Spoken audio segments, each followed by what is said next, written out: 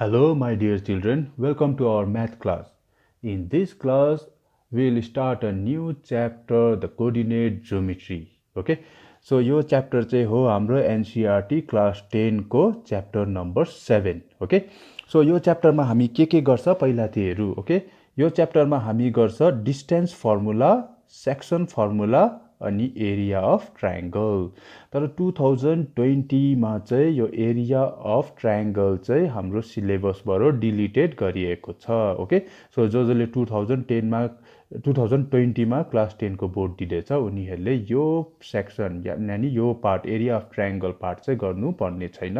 यो distance formula अनि section formula मात्रै गर्नुपर्छ. ओके, सो अब हामी इन्ट्रोड्युस गरौँ कोर्डिनेट ज्योमेट्री. ओके, फर्स्ट हामी कोर्डिनेट ज्योमेट्री भनेको चाहिँ के हो है. कोर्डिनेट ज्योमेट्री भनेको चाहिँ के हो भन्दा चाहिँ हाम्रो के गर्छ भन्दा चाहिँ कुनै पनि ज्योमेट्रिकल फिगरलाई चाहिँ एल्जेब्रिकली रिप्रेजेन्ट गर्नु सक्छ. ओके, हामीले कोर्डिनेट ज्योमेट्रीमा पढेको थियो. जस्तै हाम्रोमा एउटा यो एक्स वाई लेख्यो भने यसलाई भन्छ हामी कोर्डिनेट. ओके, अनि यो चाहिँ हो हाम्रो पोइन्ट. यस्तो पोइन्ट एउटा ज्योमेट्रिकल फिगर हो जुन चाहिँलाई चाहिँ हामी एल्जेब्रिकली यसरी एक्सप्रेस गर्छ. ओके, यो हो हाम्रो पोइन्ट कोर्डिनेट भनिन्छ. त्यही प्रकारले हामीले अर्को यो पनि पढेको थियो ax plus by plus c is equal to 0. यो हो हाम्रो linear equation in two variable. अनि यो चाहिँ ज्योमेट्रिकल्ली चाहिँ यो चाहिँ के हो हाम्रो लाइन हो. ओके, सो कोर्डिनेट ज्योमेट्रीमा यही चिजहरू गर्छ. के गर्दै रहेछ भन्दा अल द ज्योमेट्रिकल फिगरहरूलाई चाहिँ it is expressed by using the coordinate points. Okay, यस्तो खालके कोर्डिनेट पोइन्ट्सहरू युज गरेर एक्सप्रेस गर्छ ज्योमेट्रिकल फिगरहरूलाई. ओके, सो अनि हाम्रो कोर्डिनेट ज्योमेट्री गर्दाखेरि हामीले कार्टेसियन प्लेनको प्राय युज गर्छ. कार्टेसियन प्लेन भनेको के हो भन्दा जस्तै हाम्रो कपीमा जस्तो यो पेज भयो. यो पेज हाम्रो के छ एउटा प्लेन मानिदिउँ. यो पेज एउटा प्लेन भएपछि यसमा हामीले हरिजेन्टल लाइन ड्र गऱ्यो भने यसलाई भन्छ हामी एक्स एक्सिस. अनि यसमा नै हामीले भर्टिकल लाइन ड्र गऱ्यो भने यसलाई भन्छ वाइ एक्सिस. अनि यो एक्स एक्सिस र वाइ एक्सिस अलवेज के हुन्छ perpendicular to each other. Okay, अनि यो दुईटै इन्टरसेक्ट भएकोलाई चाहिँ भन्छ ओरिजिन जुन चाहिँलाई हामी डिनोट गर्छ ओ.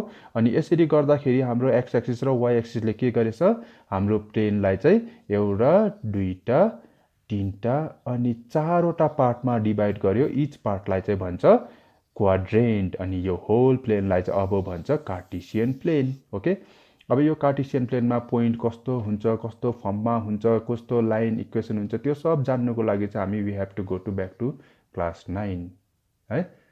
तर कतिजना क्लास 10 मा मुस्किलले झुन्डेर 9 बाट 10 पुगेको हुन्छ. अब हामी ब्याक टु 9 त नजाउँ है. ब्याक टु 9 नगएर हामी क्लास 10 मा जहाँबाट स्टार्ट गर्छ त्यहीबाट हामी क्लास 10 कोबाट नै स्टार्ट गर्ने छ. अगर तपाईहरुलाई यो कोर्डिनेट ज्योमेट्रीको बारेमा अझै बेसी जान्नु छ भने चाहिँ you have to watch the coordinate video related to coordinate geometry from class 9 section. Okay, हामी क्लास 9 मा ब्याक गएर क्लास 9 को यहाँनिर 10 मा चाहिँ गर्ने छैन.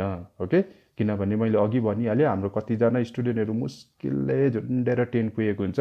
उनीहरूलाई अब म ब्याक 9 चाहिँ लिएर जादिनँ. ओके, अब हामी के कोबाट स्टार्ट गर्छ क्लास 10 मा जे छ त्यहीबाट स्टार्ट गर्छ. अनि हाम्रो क्लास 10 मा चाहिँ फर्स्ट पार्ट चाहिँ छ डिस्टेन्स फर्मुला. ओके, अब हामी डिस्टेन्स फर्मुला भनेको के हो त्यो हेर्छ.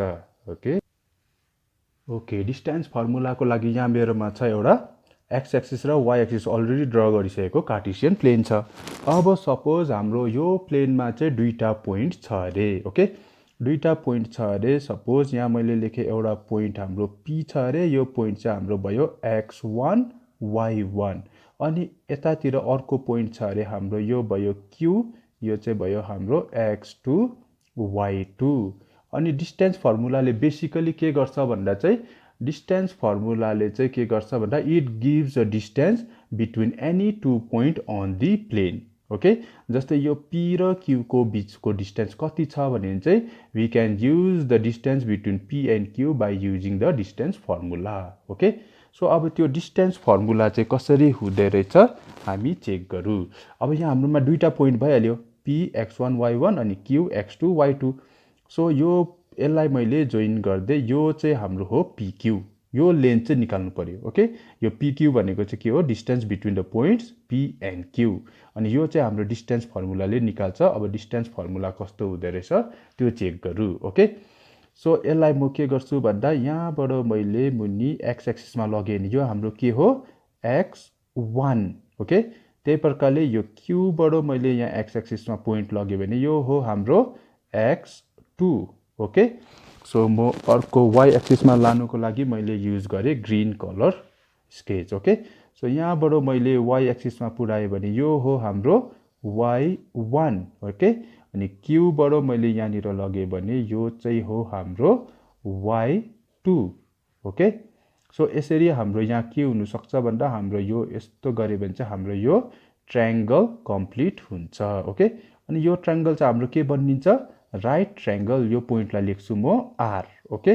यसको पोइन्ट हामीले बेसिकली हेर्यो भने के हुन्छ यो r को पोइन्ट x मा लग्यो भने यो x2 छ अनि y मा लग्यो भने y1 छ ओके। सो अब हामीलाई चाहिँ खासमा चाहिँ डिस्टेन्स फर्मुलाले चाहिँ हाम्रो के निकाल्छ pq निकाल्छ। हाम्रो यहाँनिर प्लेनमा हामीलाई गिवन पोइन्ट चाहिँ के हो p र q हो ओके। यो कसरी निकाल्दै रहेछ भन्दा हामीलाई हाम्रोमा राइट ट्रायंगल आइसक्यो okay. We have a right triangle pqr okay. हाम्रोमा यो राइट ट्रायंगल छ ओके। अब यो राइट ट्रायंगलमा इन राइट ट्रायंगल pqr यो राइट ट्रायंगल छ भने हामीलाई के याद छ भन्दा राइट ट्रायंगलमा we can always use Pythagoras theorem okay by pt that means pt means Pythagoras theorem. Pythagoras theorem ले के भन्छ Pythagoras theorem ले भन्छ hypotenuse square is equal to the sum of the square of other two sides okay। अनि हाम्रो यहाँ hypotenuse हो pq okay। pq square is equal to हाम्रो हुन्छ यहाँ pr square plus qr square। यो हुन्छ हाम्रो pr square plus qr square okay. अब हामी के गरौँ भन्दा यो फिगरबाट pr कति रहेछ qr कति रहेछ त्यो फाइन्ड गरौँ।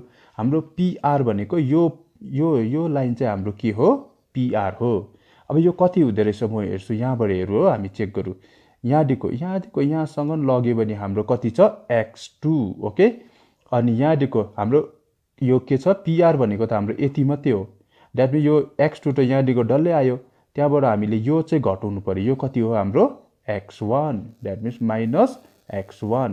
द्याट मिन्स हाम्रो यो के हुने रहेछ pr भनेको चाहिँ x2 माइनस x1 ओके यो हुन्छ।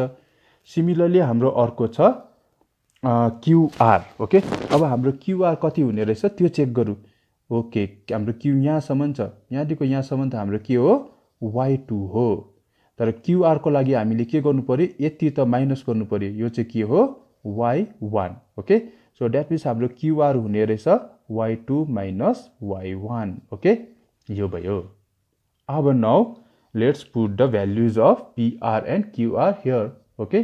सो यहाँ भ्याल्यु पुट गर्यो भने हाम्रो यो भयो pq square is equal to pr कति छ हाम्रो pr आएको छ x2 माइनस x1। यो भयो हाम्रो x2 minus x1 square plus हाम्रो qr छ y2 minus y1 square okay.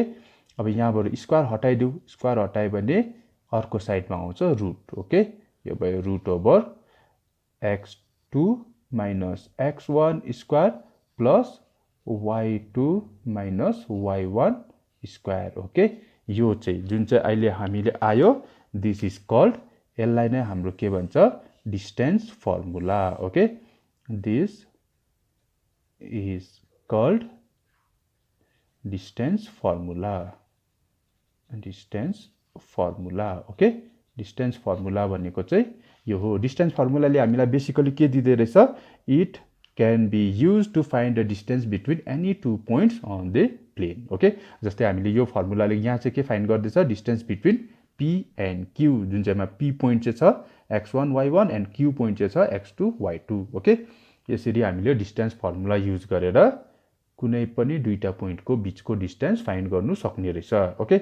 अब यसमा हाम्रो एउटा के पनि हुन्छ भन्दा special case okay. Special case भनेपछि चाहिँ म के गर्छु भन्दा यो हामीलाई यादै छ यो हाम्रो ओरिजिन हो। ओरिजिनको कोअर्डिनेट हाम्रो के हुन्छ जहिले पनि 0 0 हुन्छ। अनि हाम्रो एउटा पोइन्ट चाहिँ सपोज यहाँनिर छ अरे एउटा पोइन्ट ओके। एउटा पोइन्ट ए भन्ने पोइन्ट छ अरे जुन चाहिँको चाहिँ हाम्रो भ्यालु x y छ अरे।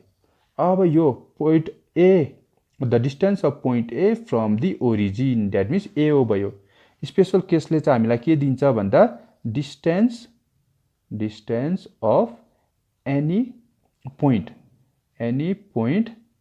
अब यहाँ चाहिँ हामीले के लिएको छ यहाँनिर चाहिँ हामीले लिएको छ AXY त्यो एनी पोइन्टको जग्गामा हामीले यो पोइन्ट लियो okay distance of any point from the ओरिजिनबाट चाहिँ के हुँदो रहेछ ओरिजिन भन्नु साथ हाम्रो के हुन्छ O00 यो चाहिँ कस्तो हुँदो रहेछ इज अब यही फर्मुलामा हामी भ्यालु पुट गरौँ ओके यहाँ चाहिँ हाम्रो के भयो AO is equal to root over यो हाम्रो x2 यो x1 भयो ओके सो अब हामीले यो गर्दा के हुने रहेछ x माइनस 0 स्क्वायर यही फर्मुला युज गरेकै okay x2 minus x1 square plus अनि यहाँ गर्छ हामी y minus 0 square so AO हुने रहेछ हाम्रो x माइनस 0 भनेपछि त x हुन्छ सो यो भयो हाम्रो x square plus y minus 0 भनेपछि y हुन्छ यसो गरे भने हाम्रो के आयो यो सिरी चाहिँ आउँछ हाम्रो distance of any point from the origin okay ओरिजिनबाट डिस्टेन्स निकाल्नु छ भने चाहिँ हाम्रो किनभने ओरिजिनको पोइन्ट त हाम्रो कोअर्डिनेट त हाम्रो 0 0 भइहाल्यो सो जुन चाहिँ A या A को बदली कुनै पनि पोइन्ट छ हामीलाई त्यसको कोअर्डिनेट मात्रै युज हुने रहेछ distance of any point from the ओरिजिनबाट निकाल्दा ओके सो हामीले आज के थाहा पायो डिस्टेन्स फर्मुला भनेको के रहेछ अनि डिस्टेन्स फर्मुला कसरी चाहिँ आउँदै रहेछ ओके त्यो थाहा पाइहाल्यो okay so in our next class we will do the exercise from this chapter okay so अनि त्यो एक्सरसाइजमा चाहिँ we are going to use the distance formula to solve the many problems okay so till then keep practicing and thank you very much